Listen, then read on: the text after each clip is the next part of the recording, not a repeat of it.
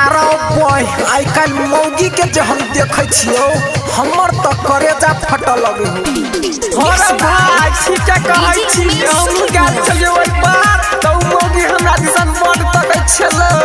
भतार के भेज के विदेश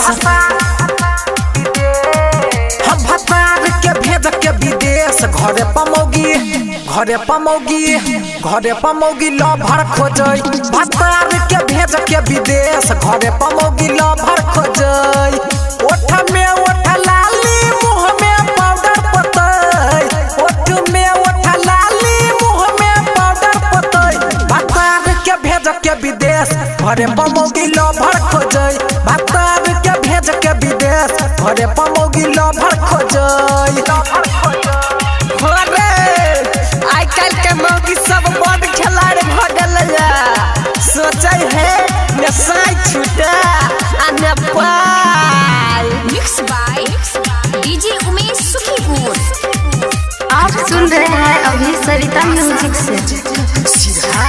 पठबै पैसा तो मारे सटाइल रख चोली में डबल मोबाइल होरो सैमसंग के चले रखने।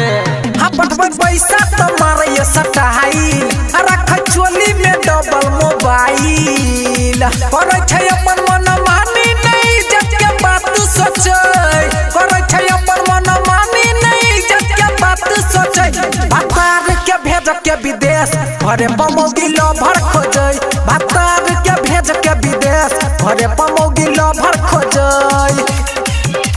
ये कठरंगा देखने छी उहा ठरंगा पर कमले सारा आ अभी मन्नू टाइगर के त फंसा के रखने हो। Mix by DJ Umesh. आप सुन रहे हैं अभी सरिता म्यूजिक से। सुने रामू कुमार बात साची राइटर पंकज से मिल जाय छै गाछी। अच्छा ओरा कोकरे हल्ला उठल है की रे। सुने रामू कुमार बात साची राइटर पंकज से मिल जाय छै गाछी।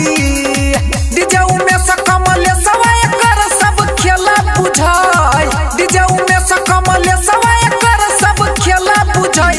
भतार के भेज के विदेश घरे पमौगी लभर खोजै भतार के भेज के विदेश घरे पमौगी लभर खोजै। ओठ में ओठ लाली मुंह में पाउडर पतै ओठ में ओठ लाली मुंह में पाउडर पतै भतार के भेज के विदेश घरे पमौगी लभर खोजै भतार के भेज के विदेश घरे पमौगी लभर खोजै।